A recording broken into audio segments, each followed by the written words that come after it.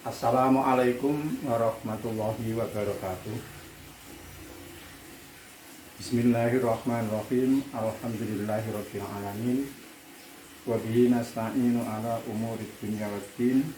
Wassalatu wassalamu ala sayyidina Muhammadin wa ala alihi wa sahbihi ajmain, amma ba'd.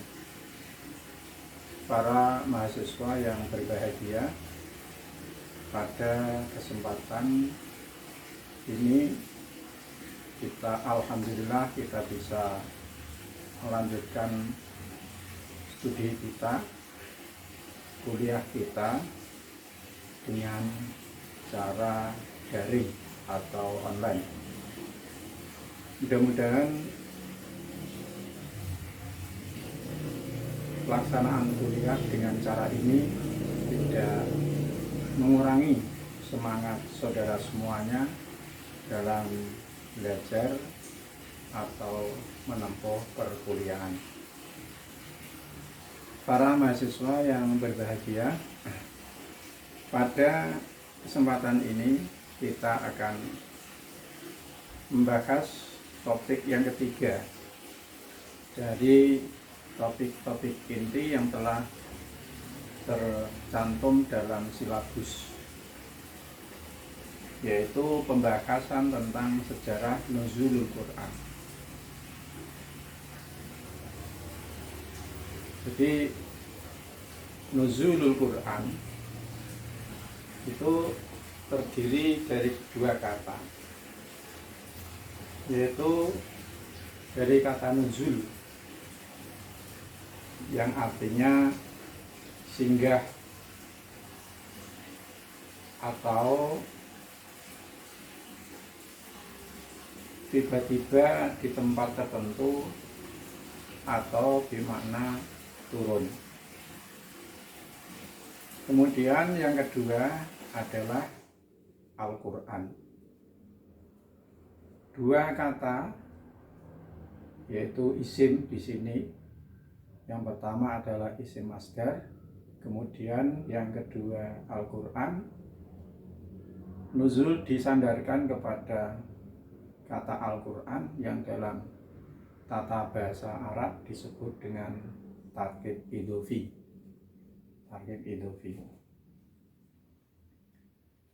Jadi kita jangan rancu dengan istilah nuzulul Quran dengan asbabun nuzul. Asbabun nuzul insya Allah akan kita bahas pada topik yang akan datang. Tapi nuzulul Quran membahas tentang cara-cara bagaimana Allah menurunkan Al-Quran kepada Rasulnya.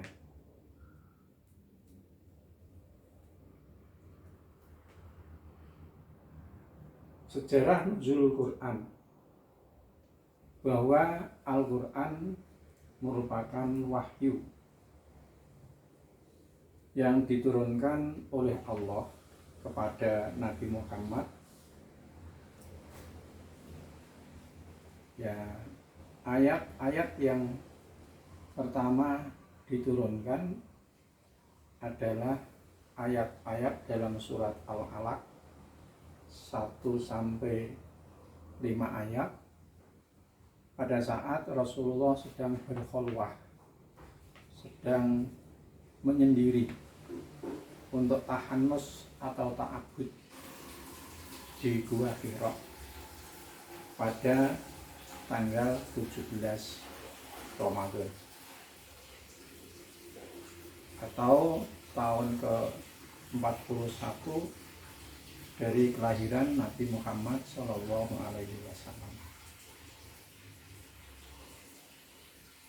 Sebagai penghormatan dari Allah kepada Al-Quran, maka malam pertama yang di dalamnya diturunkan Al-Quran disebut dengan malam Lailatul Qadar atau malam yang mulia atau malam ketentuan.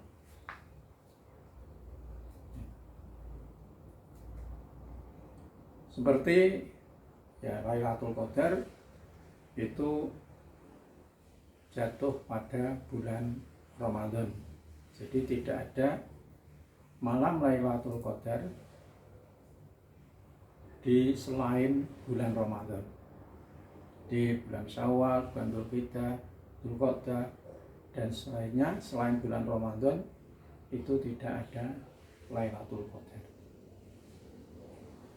Nah, turunnya Al-Quran pada malam Lailatul Qadar itu disebutkan di dalam Al-Quran surat Al-Qadar, inna anzalnahu fi lailatul qadr, inna anzalnahu fi lailatul qadr, sesungguhnya kami menurunkan Al-Quran pada malam yang mulia.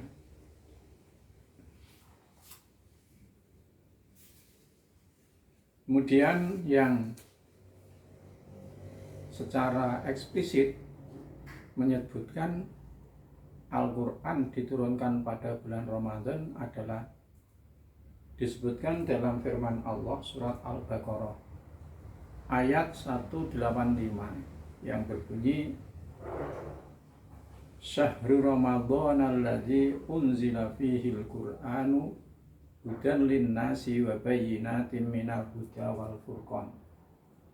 Dalam papan ini sudah saya tulis Syahrul Ramadan alladzi unzila fihil Qur'anu hudan linnasi wa bayyinatin minal huda wal furqan. Bulan Ramadan yang mana pada bulan itu diturunkan Al-Quran. Al-Quran diturunkan sebagai petunjuk bagi manusia dan penjelasan-penjelasan dari petunjuk dan Al-Furqan yang memisahkan antara yang hak dan yang batil. Kemudian tadi sudah saya sebutkan surat Al-Qadar ayat 1, inna anzalnahu fi lailatul qadar. Kemudian lagi disebutkan dalam surat Ad-Dukhan ayat 3 yang berbunyi inna anzalnahu fi lailatin mubarakah. Sesungguhnya kami telah menurunkan ini adalah Al-Quran fi lailatin mubarakah pada malam yang penuh barokah. Dari 3 ayat ini itu tidak kontradiktif dalam pemahamannya bahwa Al-Quran diturunkan pada bulan Ramadan. Yang disebutkan Lailatul Mubarakah, Lailah malam yang penuh berkah, itu adalah Lailatul Qadar. Kemudian Lailatul Qadar itu ada pada bulan Ramadan. Di Al-Quran diturunkan pada malam yang penuh barokah. Malam yang penuh barokah itu adalah Lailatul Qadar, dan Lailatul Qadar itu ada pada bulan Ramadan. Nah, kalau ada yang atau tradisi atau yang menyebutkan bahwa Al-Quran itu diturunkan pada tanggal 17 Ramadan, itu dari mana dasarnya? Jadi di situ ada ayat lain yang berbunyi wa ma anzalna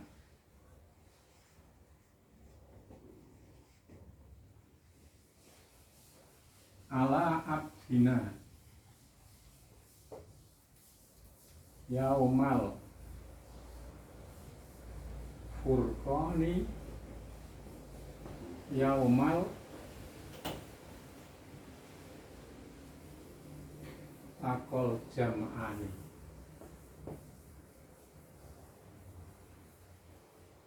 yaumal taqal jam'an. Nah, sangat jelek.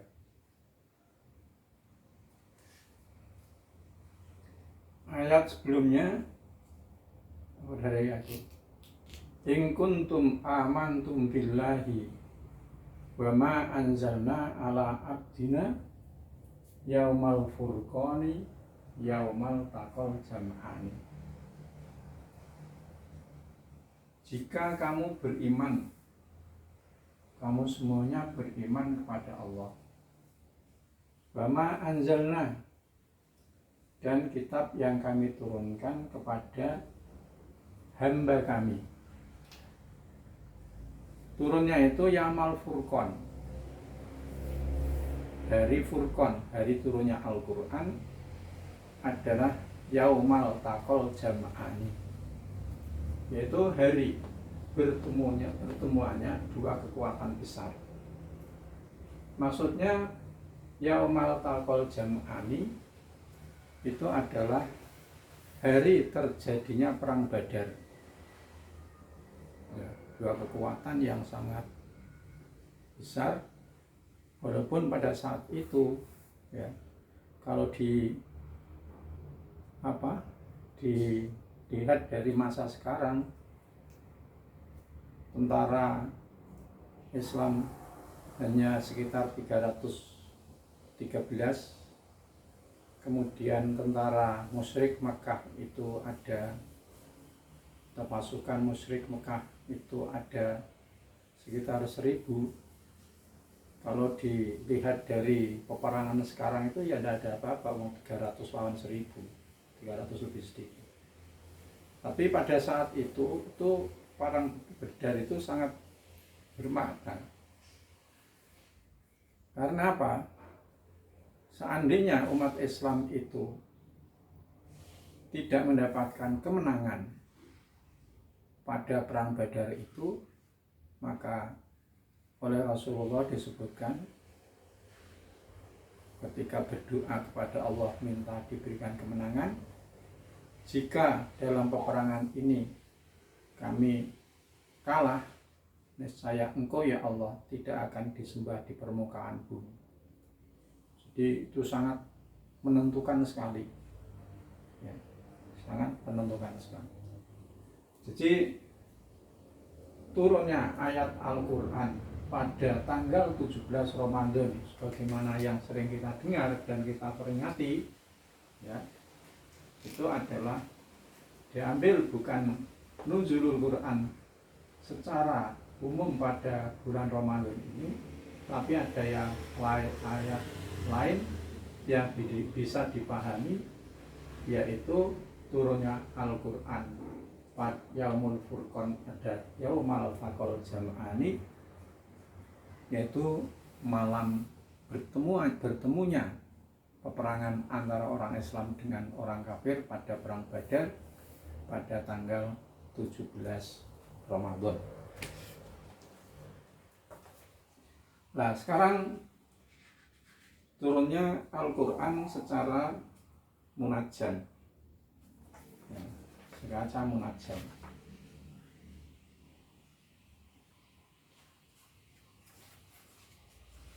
Jadi kalau kemarin sudah kita sebutkan tentang cara wahyu, cara turunnya wahyu kepada para nabi ya, kemarin itu sudah kita sebutkan wahyu itu ada yang langsung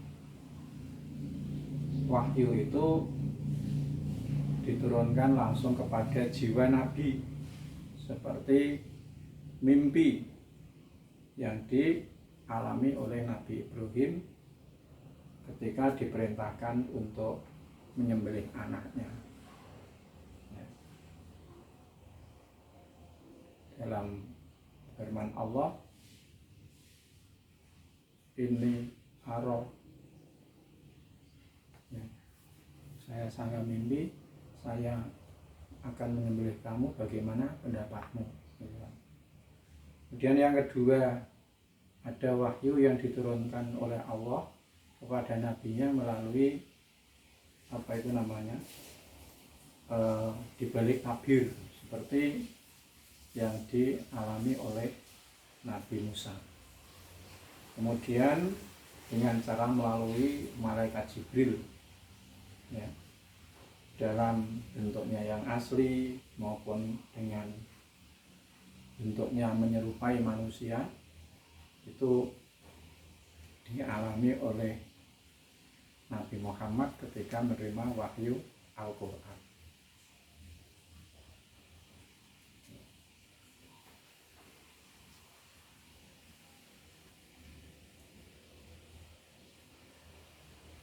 Kalau khusus wahyu Al-Quran, yaitu ada beberapa cara yang kemarin sudah saya sampaikan itu, yaitu malaikat mewahyukan Al-Quran dalam hatinya Nabi Muhammad. Dalam hal ini Rasulullah tidak melihat sesuatu apapun, hanya beliau merasa bahwa wahyu Al-Quran sudah berada di dalam kalbunya. Yang kedua, malaikat menampakkan dirinya kepada Nabi Muhammad berupa seorang laki-laki yang mengucapkan kalimat-kalimat kepadanya, sehingga beliau mengetahui dan hafal benar akan kata-kata itu. Kemudian wahyu yang datang kepada Nabi Muhammad seperti gemerincingnya lonceng, dan cara inilah cara yang paling berat yang dirasakan oleh Nabi.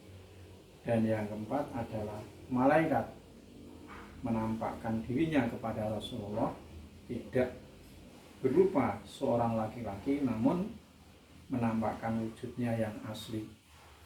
Tapi malaikat menunjukkan wujudnya yang asli ini bukan berarti malaikat itu berubah jisimnya kepada manusia, itu enggak. Cuma di sini malaikat istilahnya adalah tamassul, ya, tamassul. Sekarang tahapan nuzulul Quran. Ketika Al-Quran diturunkan, itu ya menurut sejarahnya yang kita peroleh dari para ahlinya, ulama-ulama yang ahli mengetahui, ya, melalui penuturan dari para sahabat maupun tabi'in, bahwa turunnya Al-Quran itu ada tahapan-tahapannya, bukan beberapa, ada tahapan-tahapannya. Nah, wahyu Al-Quran yang diturunkan Allah melalui malaikat Jibril atau Al-Aminul Wahyu, ya. Mereka para ulama berpendapat tahapan-tahapan turunnya wahyu tersebut. Pendapat yang pertama mengatakan bahwa Al-Quran itu diturunkan sekaligus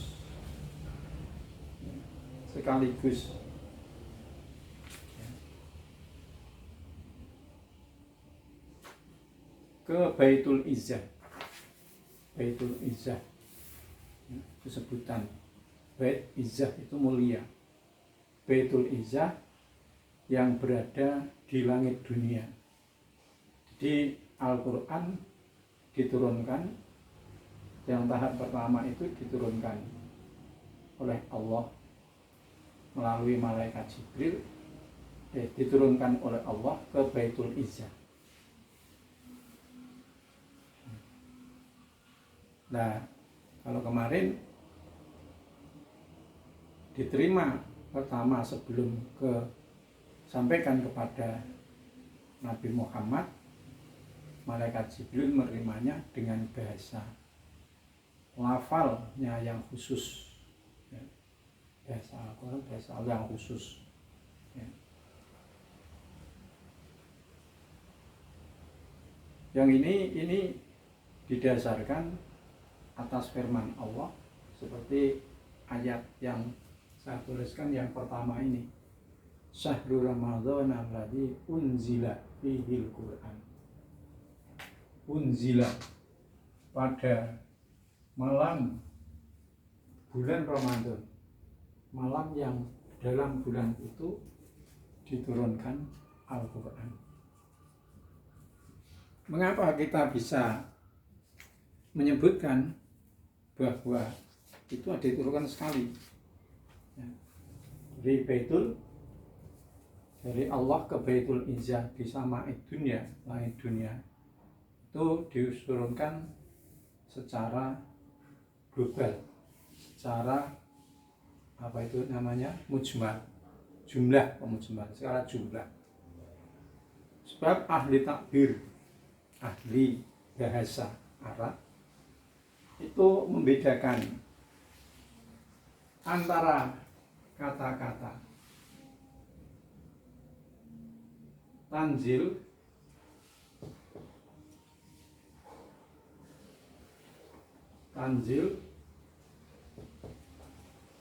dengan inzal.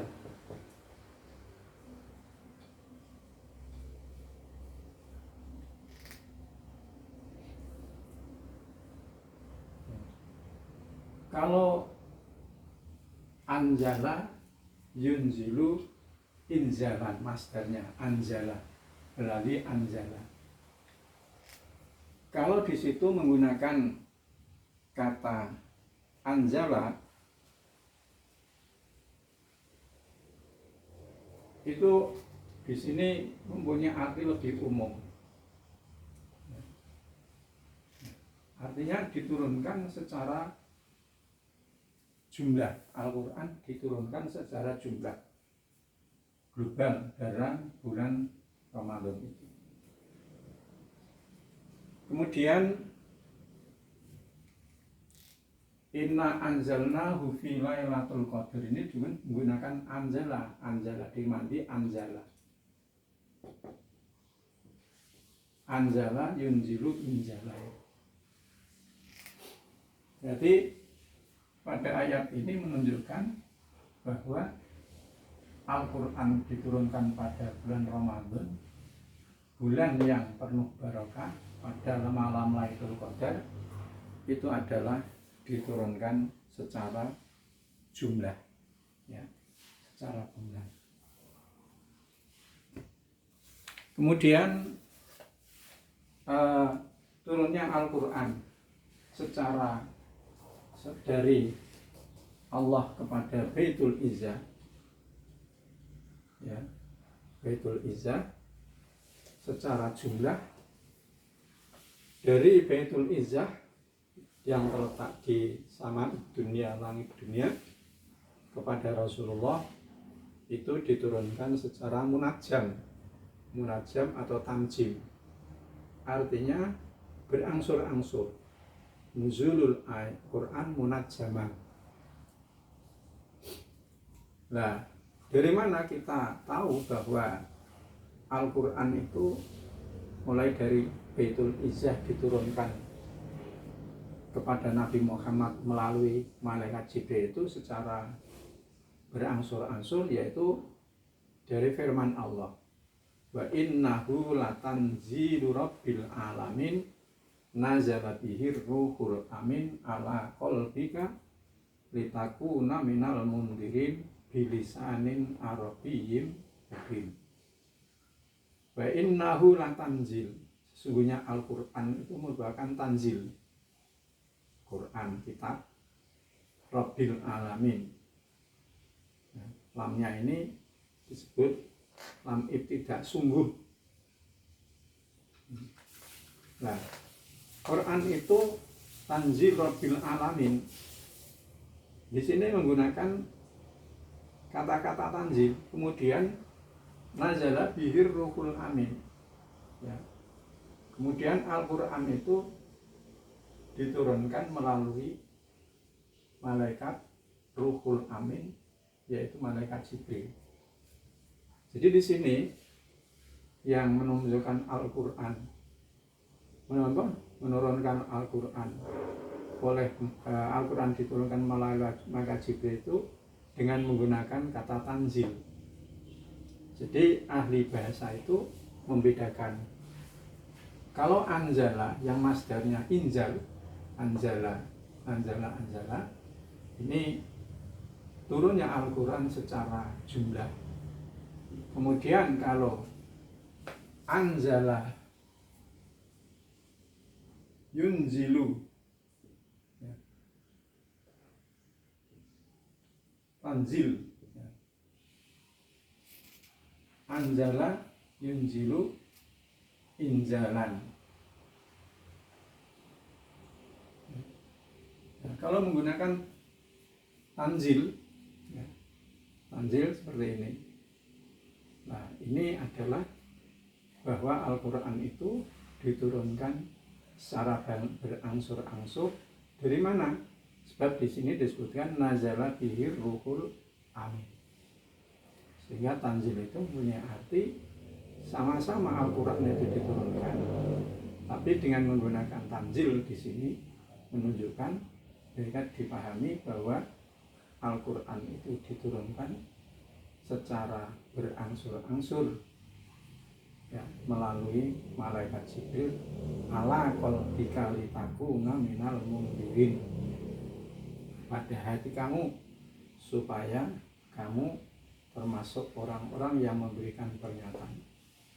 Al-Quran itu diturunkan bilisanin arabiyyin mubin, dengan bahasa Arab yang jelas. Jadi Al-Quran itu dengan menggunakan bahasa Arab, itu ya bukan bahasa Allah, bahasa Allah itu bahasa Arab bukan, ya. Tetapi disitulah Al-Quran sampai kepada Nabi Muhammad itu bisa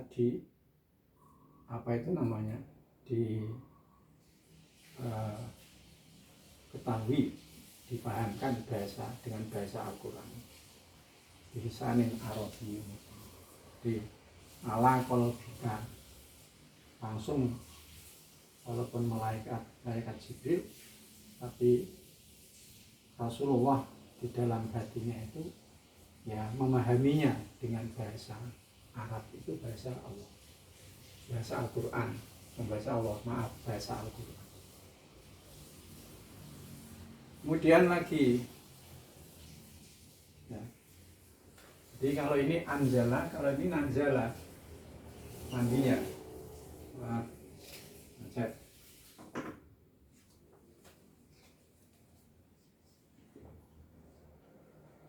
Nazala yunazzilu tanzilan. Di inzal itu mandinya anzala, kalau tanzil itu mandi, fi'il mandinya nazzala. Kul nazzalahu ruhul qudusi mir rabbika bil haqq liyusabbital ladzina amanu wa hudaw wa busyra lil muslimin. Kul, katakanlah, nazzalahu, menurunkan Al-Quran oleh Ruhul Kudus, malaikat Jibril, mir rabbika, dari Tuhan kamu.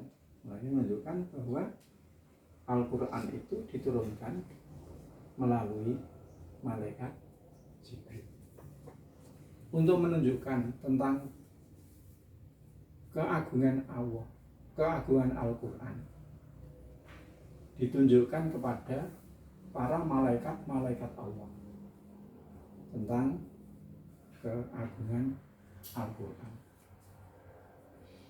Memang Al-Quran itu ya kitab yang mukjiz, kemarin yang kita bahas ya, yang pertama, bahwa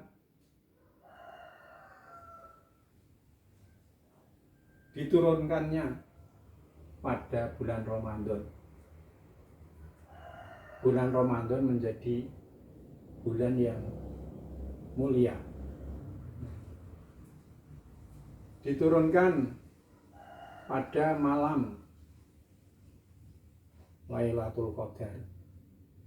Al-Quran Lailatul Qadar menjadi mulia, mempunyai keutamaan lebih baik daripada 1000 bulan. Diturunkan kepada umat Nabi Muhammad, pada Nabi Muhammad, menjadi umat Muhammad adalah umat yang paling mulia atau disebut khairu ummah. Al-Quran ya.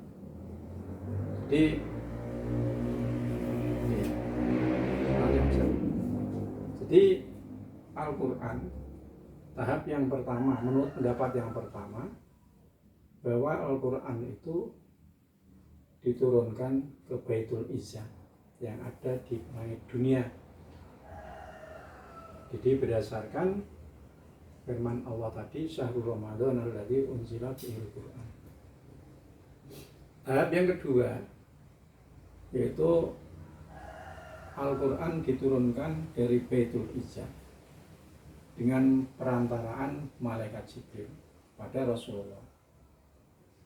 Untuk pertama kalinya ayat Al-Quran diturunkan pada tanggal 17 Ramadan yang tadi disebutkan. Dari mana dasarnya bahwa Al-Quran itu diturunkan pada tanggal 17 Ramadan? Jangan keliru, 17 Agustus ya, 17 Ramadan ya. Itu wa ma anzalna ala abdina yaumal furqani yaumal taqal jam'an, pada 17 Ramadan ya. Dan berlanjut secara berangsur-angsur selama kurang lebih 23 tahun. Nah, pendapat inilah pendapat yang dianut oleh jumhurul ulama ya. Mereka mengatakan, jumhurul ulama mengatakan bahwa yang dimaksud dengan turunnya Al-Quran secara sekaligus, bukan berangsur-angsur, bukan. Jadi ada sekaligus dari ke Allah ke Baitul Izzah, kemudian dari Baitul Izzah sama dunia kepada Nabi Muhammad itu secara berangsur-angsur. Inna tanzil fil alamin, yang ala qalbika, pada hati kamu Muhammad. Kemudian pendapat yang kedua, jadi pendapat pertama tadi Al-Quran diturunkan 2 tahap. Pertama dari Allah diturunkan ke Baitul Izzah dulu, kemudian dari Baitul Izzah langsung disampaikan kepada Rasulullah melalui malaikat Jibril. Kemudian pendapat yang kedua, bahwa yang dimaksudkan dengan turunnya Al-Quran dalam ayat di atas, ayat-ayat ini adalah permulaan turunnya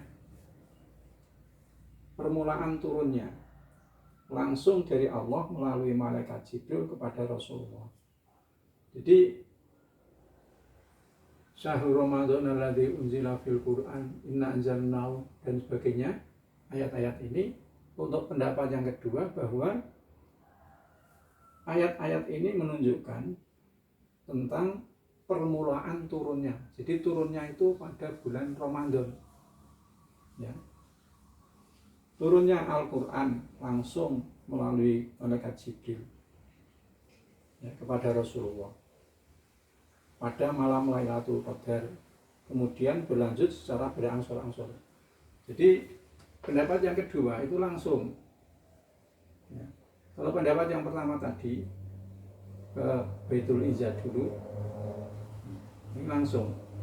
Jadi yang disebut turunnya Al-Quran di sini adalah langsung.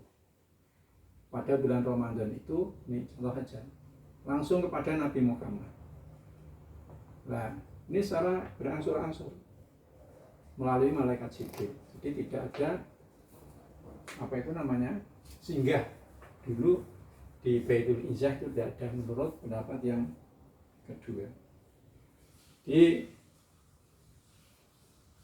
Menurunkan pada malam Lailatul Qadar pada bulan Ramadan itu ya, secara turunnya pertama, turun yang pertama. Kemudian berlanjut secara berangsur-angsur sesuai dengan kejadian dan peristiwa dalam berbagai masa dan waktu selama kurun kurang lebih 23 tahun. Dengan demikian, menurut pendapat ini Al-Quran tidak diturunkan secara sekaligus, jadi tidak melalui Baitul Izzah, tapi diturunkan tidak sekaligus, berangsur-angsur, tapi tidak melalui Baitul Izzah. Jadi diturunkan secara munajam oleh Allah melalui malaikat Jibril, dan turunnya itu yang dimaksud tanzil atau inzal di situ adalah turun yang pertama kali.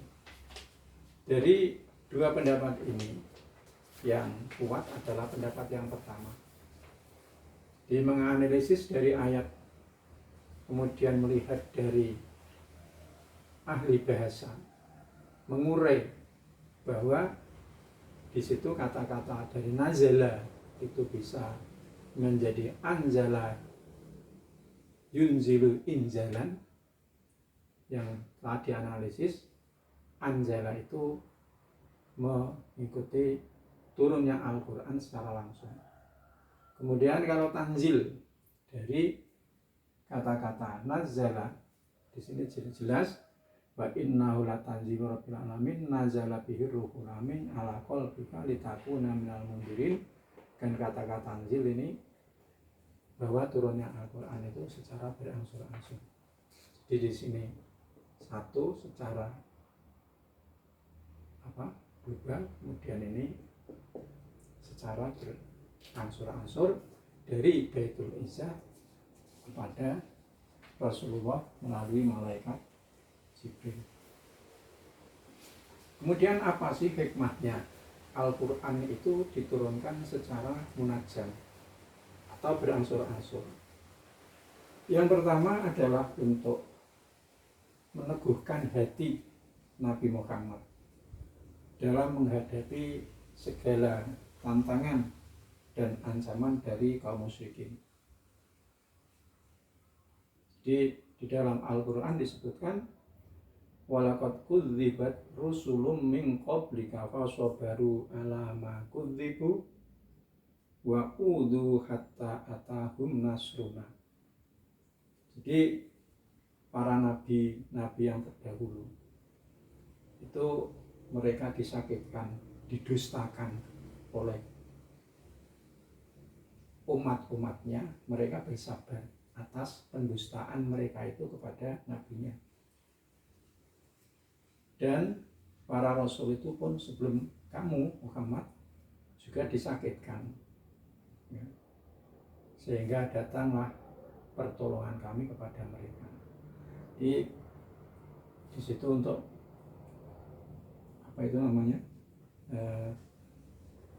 meneguhkan hati Nabi Muhammad dari segala tantangan dan ancaman kaum musyrik. Yang kedua, untuk memudahkan Nabi menerima dan menghafalnya. Karena beliau Nabi Muhammad adalah Nabi yang ummi, tidak mampu untuk membaca dan untuk menulis. Nah, itu sangat jelas sekali bahwa Al-Quran itu benar-benar dari Nabi Muhammad, bukan benar-benar dari Allah, bukan buatan Nabi Muhammad. Sebab Nabi Muhammad ditetapkan oleh Allah memang tidak mampu membaca dan menulis agar anggapan bahwa Al-Quran itu buatan Muhammad itu salah dan fatal, ya, apa yang dituduhkan oleh mereka itu. Nah, berbeda dengan Tabut. Tabut itu kitabnya yang diturunkan kepada Nabi Musa. Sebab Nabi Musa itu diberikan oleh Allah kemampuan untuk menulis dan membaca, sehingga kitab Tabut itu Suhuf, ya, itu diturunkan secara sekaligus, ya, bukan secara berangsur-angsur seperti Al-Quran. Sebab Al-Quran diturunkan kepada Nabi yang ummi, ya.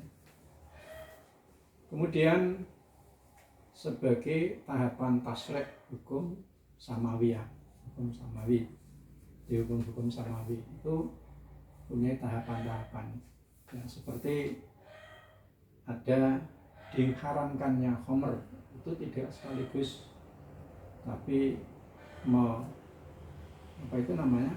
ada tahapan-tahapannya tentang larangan minuman khamr itu. Jadi kalau diturunkan sekaligus, ya saya tidak akan ada tahapan-tahapan, tapi itu sekali, ya. Karena itu untuk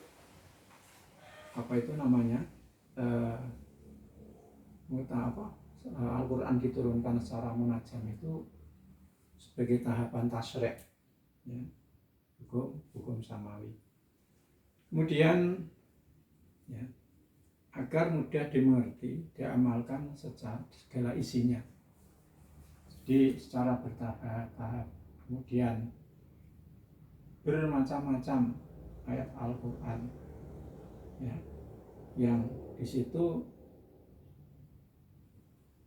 agar mudah dimengerti dan diamalkan isinya, sehingga diturunkan secara berangsur-angsur. Kemudian sebagian ayat-ayat Al-Quran ada yang berupa jawaban bagi soal yang dialamatkan kepada Nabi. Jadi ada soal-soal yang dialamatkan kepada Nabi, namanya pertanyaan tentang akan datangnya hari kiamat. Wa yas'alunaka 'anis sa'ati, mereka bertanya tentang kapan datangnya hari kiamat. Kemudian pertanyaan lagi yang disampaikan belum kepada Nabi Muhammad, wa yastajilunaka bil adzab, mereka minta disegerakan azab. Kemudian, ya,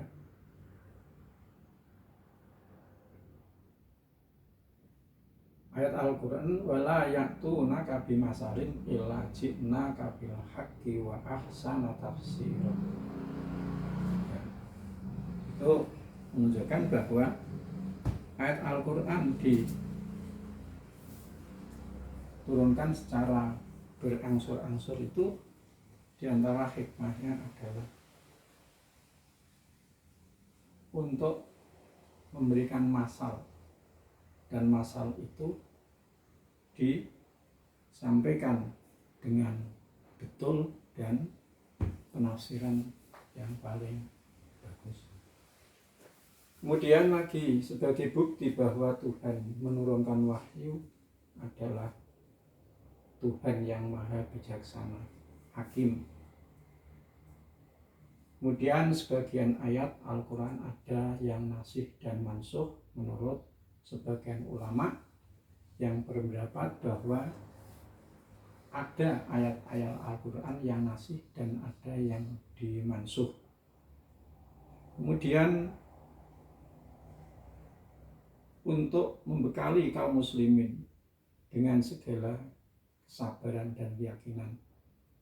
Kemudian yang terakhir menunjukkan segi ijazul Quran, bahwa Al-Quran diturunkan dari Zat yang maha bijaksana, lagi maha terpuji, baik dalam susunan kata-katanya Al-Quran maupun kalimat-kalimatnya maupun pensyariatannya. Karena meskipun turunnya kurang lebih selama 23 tahun dalam waktu tertentu dan mengandung beraneka ragam hukum serta didahului oleh kasus-kasus yang berbeda-beda susunannya sangat mengagumkan, yang mana tidak terdapat sedikit pun kerancuan kalimatnya serta tidak pula terjadi tumpang tindih antara makna yang satu dengan makna yang lain. Kemudian yang terakhir saya sampaikan hubungannya nuzulul Quran secara berangsur-angsur ini hubungannya dengan pendidikan, bahwa proses pendidikan itu tidak lepas dari dua pokok, yaitu pendidikan disampaikan itu hendaklah disesuaikan dengan level kemampuan siswa. Jadi kalau pelajaran satu buku ya, kemudian disampaikan sekaligus, niscaya siswa itu tidak akan mampu untuk menerima maupun memahaminya secara keseluruhan. Tetapi kalau pelajaran satu mata pelajaran itu kemudian disampaikan sedikit demi sedikit, maka akan bisa dipahami oleh siswa ya, kemudian bisa dicerna, dihafal sedikit demi sedikit. Kemudian untuk meningkatkan kemampuan intelektual atau akal mereka, jiwa dan fisiknya. Jadi kalau kita lihat belajar itu sekarang dibuat secara klasikal ya, tahapan-tahapan atau level-level, ada SD, ada SMP atau SLTP, kemudian ada SLTA, kemudian ada perguruan tinggi ya. Dibuat tahapan-tahapan itu adalah melihat kemampuan ya, perkemampuan siswa.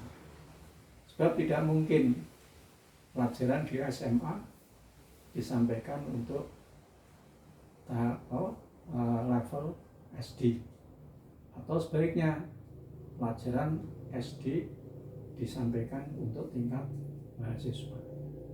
Jadi pelajaran itu ya disesuaikan dengan perkembangan akal, perkembangan fisik maupun perkembangan jiwa anak, sehingga nanti pelajaran yang diterima itu bisa dicerna, dipahami dengan baik karena disesuaikan dengan kondisi siswa masing-masing. Itu yang bisa saya sampaikan hubungannya dengan topik yang ketiga dari perkuliahan ini, yaitu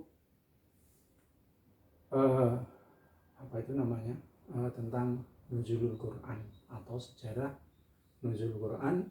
Mudah-mudahan bisa dipahami, dan saya mohon sekali lagi tiap-tiap saya menutup kuliah itu saya pesankan kepada mahasiswa untuk bisa mengembangkan diri dari materi sedikit yang disampaikan di di bangku kuliah atau di tatap muka. Wabillahi taufiq wal hidayah. Wassalamualaikum warahmatullahi wabarakatuh.